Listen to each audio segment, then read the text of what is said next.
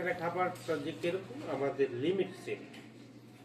দেখা গেছে কি আমি যে আমরি খাইতে পারবো তা না, পেট ভরে খাবো তা না, মানে লিমিটের ভিতরেই খাইতে হবে।